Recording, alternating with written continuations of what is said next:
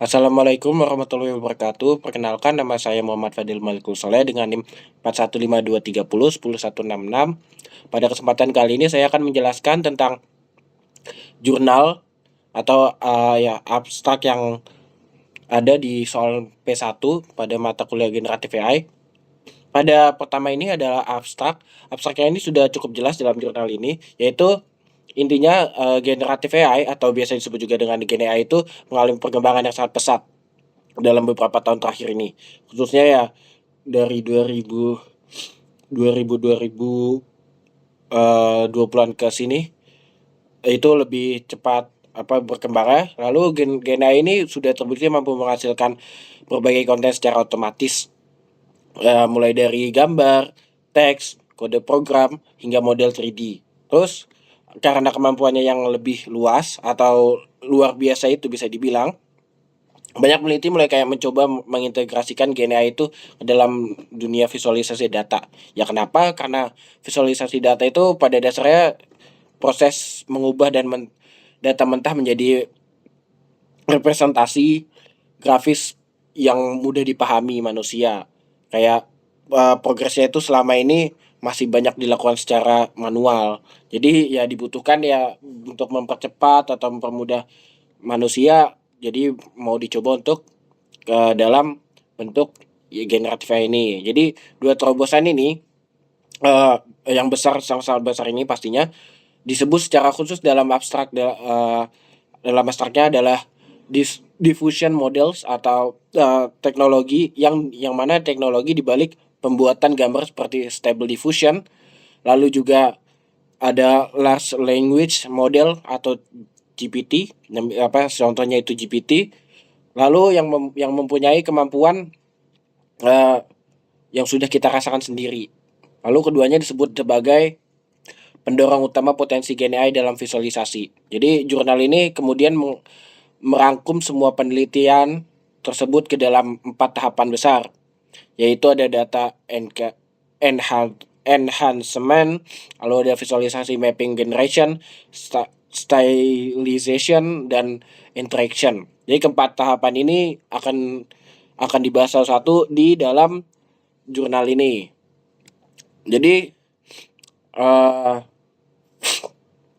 dia di pendahuluan dulu. Jadi pendahuluan ini kayak penulisan menjelaskan lebih dalam ya mengapa topik ini diambil. Kayak visualisasi data adalah proses merender representasi grafis dari data spasial maupun abstrak untuk membantu analisis. Lalu selama ini pendekatan tradisional dalam membuat visualisasi otomatis itu bergantung pada aturan-aturan yang dirancang manual sama para ahlinya. Lalu seperti panduan desain dan prinsip-prinsip estetika, masalahnya aturan-aturan ini kan udah nggak bisa mencakup semua situasi dan sangat ya terbatas lah fleksibilitasnya.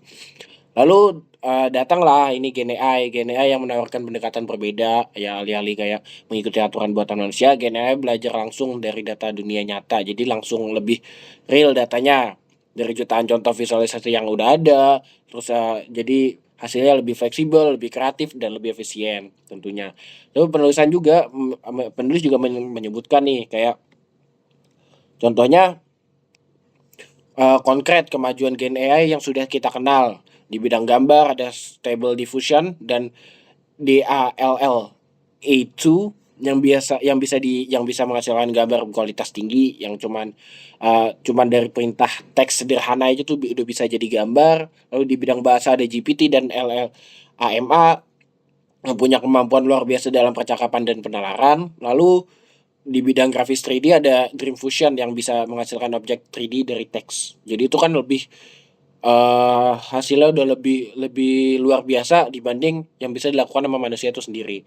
Ya cuman penulisnya juga jujur kayak penerapan menerapkan Gen AI ini visualisasi nggak segampang itu karena ada 3 tantangan unik yang bikin ini tuh lebih kompleks dibanding aplikasi Gen AI lainnya kan.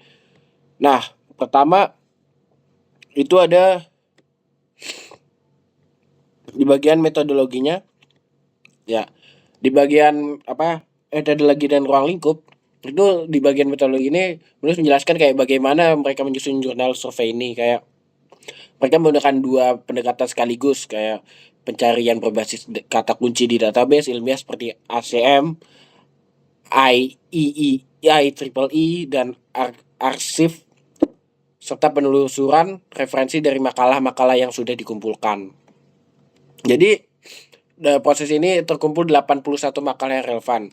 Lalu ada satu hal penting yang harus dicatat, itu soal ruang lingkup jurnal ini. Itu penulis secara tegas cuman memasukkan metode yang belajar dari data, yang alias ya kayak metode GNI sejati. Metode-metode lama yang murni berbasis aturan atau optimasi manual nggak masuk di sini. Jadi karena ini mau yang terbaru dan yang lama-lama nggak dipakai. Jadi dalam kajian ini, meskipun metode-metode itu masih efektif untuk beberapa tugas tertentu doang, jadi nggak semua tugas itu efektif.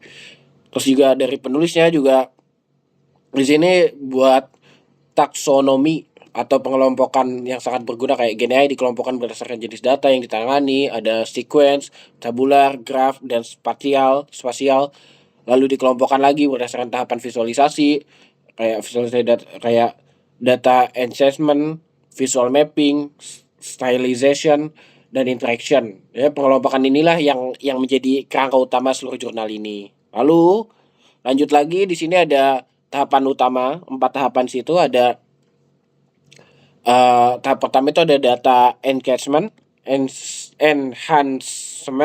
Itu sebelum data bisa divisualisasikan dan data perlu dipersiapkan dulu. Jadi GNI berperan di sini untuk memperbaiki kualitas data, mengisi nilai-nilai yang hilang, menambahkan jumlah sampel data, lalu bahkan membuat dan data sintetis sebagai pengganti data asli yang tidak bisa dipublikasikan karena alasan privasi. Ya, teknik yang umum dipakai adalah GAN atau GAN untuk menghasilkan data realistis. VAE-nya itu untuk interpolasi data, dan GNN atau GNN itu untuk data berbentuk graf. Lalu yang kedua ini ada visualisasi mapping generation. Itu adalah tahapan yang paling penting karena mengubah data menjadi grafik secara otomatis. Ya, ada dua pendekatan utama. Pertama itu ada menghasilkan kode visualisasi seperti Vega Lite atau Python menggunakan model RNN, Transformer atau LLM. Terus yang kedua itu ada sistem NL2VIS, di mana itu pengguna itu cukup mengetik pertanyaan dalam bahasa Indonesia atau Inggris, lalu sistem langsung menghasilkan grafiknya. Yaitu jadi ya lebih simpel lah. Contoh nyatanya adalah kayak sistem LIDA yang menggunakan LLM untuk menghasilkan visualisasi dari berbagai bahasa pemrograman sekaligus. Lalu tahapan ketiga ada stylization, yaitu setelah grafiknya kebentuk, GNI memperindah penampilannya ini untuk mencakup style transfer. Ya, kayak untuk lalu memindahkan gaya visual dari satu contoh ke grafik baru, lalu card embellishment, lalu menambahkan ilustrasi gambar ke dalam grafik menggunakan model diffusion, dan terakhir pada textual annotation, yang itu menambahkan teks penjelasan otomatis menggunakan model seperti MaxR, CNN, atau LLM. Lalu tahap keempatnya itu yang terakhir itu ada interaction. Nih ada interaction di sini. Di tahap ini pengguna bisa berinteraksi langsung dengan visualisasi. Jadi ada dua sub fitur utama. Pertama ada visualization retrieval, itu untuk mencari grafik yang mirip dari repository besar menggunakan teknik contrastive learning. Lalu kedua ada question answering atau CQA. Lalu juga ada pengguna bisa mengajukan pertanyaan tentang isi grafik dan sistem menjawabnya secara otomatis menggunakan model vision language seperti Card QA, Card LLAMA, dan Card Assistant.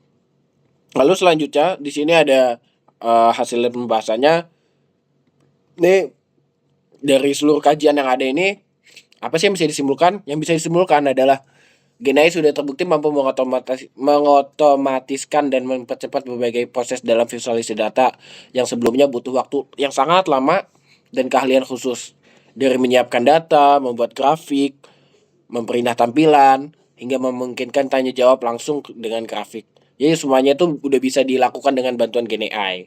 Namun ada beberapa catatan penting sih dari penulis itu. Jadi catatan pentingnya itu apa sih? Pertama ada model Gen AI seperti GAN tidak dirancang untuk menghasilkan data yang akurat. Jadi ya datanya masih 50-50 lah bisa dibilang. Atau mungkin 60-70, 60-40 atau ya dan lain sebagainya. Melainkan data yang terlihat realistis berdasarkan distribusi data. Nah, itu dia. Ini berbahaya jika dipakai. Jadi ini tuh kayak bahaya jika dipakai untuk tugas yang membutuhkan ketelitian tinggi. Ya, terutama dalam menangani data outlier yang jarang muncul. Itu bahaya sih. Lalu kedua, ada sebagian besar model Gen AI masih bersifat black box. Jadi kita nggak bisa melihat dengan jelas bagaimana model mengambil keputusan. Jadi ini jadi masalah besar yang utama juga, terutama saat kita perlu menjelaskan hasil visualisasi ke orang lain. Jadi kan ya, jadi bingung. Yang ketiga, terakhir itu ada ketegangan ketegangan antara estetika dan edukasi. Jadi Gen AI bisa membuat grafik yang sangat indah, yang bagus banget bisa dilihat, kalau dilihat tuh ya bagus banget lah. Tapi kalau sampai mengorbankan keakuratan data itu justru kayak bahaya kan. Jadi kayak ngapain untuk ngelihat grafik yang bagus, tapi hasilnya tuh ternyata nggak akurat datanya, nggak jadi kayak berbanding terbalik gitulah. Karena visualisasinya kan harus menyampaikan informasi yang benar, itu sih intinya. Lalu tantangan dan tantangan dan peluang ke depan. Nah, ya ini di sini eh penulis itu mengidentifikasikan tiga tiga tantangan besar yang perlu diselesaikan. Pertama ada evaluasi ya. Pasti gimana kita menilai apakah sebuah visualisasi buatan ini bagus apa enggak, visualisasi buatan AI ini bagus apa enggak, lalu jauh lebih kompleks dari sekedar menilai keindahan gambar. Ya, yang tadi keakuratan dan lain sebagainya itu juga harus diperhatikan. Lalu kita perlu juga mempertimbangkan akurasi data, kesesuaian dengan kebutuhan pengguna, lalu konsistensi di berbagai skenario hingga kayak potensi bias dan masalah etika. Saat ini ya belum ada standar evaluasi yang benar-benar komprehensif sih untuk Gen AI dalam visualisasi karena ya mungkin masih baru. Lalu tantangan kedua itu ada dataset. Dataset Gen AI ini membutuhkan dan sangat bergantung banget pada data pelatihan yang berkualitas dan beragam pastinya. Masalahnya dataset kan untuk visualisasi masih sangat terbatas untuk sekarang. Jadi banyak peneliti membuat dataset sendiri yang seringkali tidak representatif terhadap kondisi dunia nyata. Ya ibaratnya di dummy lah, bikin dummy. Jadi data bohongan. Ya belum lagi masalah format yang nggak seragam, yang masih acak-acakan, itu bikin visualisasi bisa hadir dalam bentuk gambar raster, SVG, Figurelite, Python dan sebagainya. Jadi lalu ya jadi sulit digunakan bersama. Lalu tantangan ketiga tuh yang terakhir tuh kesenjangan antara Gen AI dan pipeline visualization. Nah, apa sih? Jadi visualisasi ini selama selama ini kan sangat bergantung pada grammar berbasis aturan seperti Vega Lite dan panduan desain. Ini membuat integrasi penuh dengan Gen AI end to end menjadi sulit. Sebagian besar sistem yang ada sekarang masih merupakan hybrid. Jadi kombinasi aturan manual dengan sedikit komponen AI, bukan bukan Gen AI murni yang belajar dari data secara menyeluruh. Jadi namun penulis juga optimis bahwa ini bukan hambatan sih. Jadi kayak perkembangan teknologi seperti control net dan layout diffusion membuka jalan buat mengintegrasikan kontrol struktural langsung ke dalam model Gen AI itu sendiri tanpa harus bergantung pada aturan eksternal. Lalu kelebihannya, kelebihannya di sini, bentar.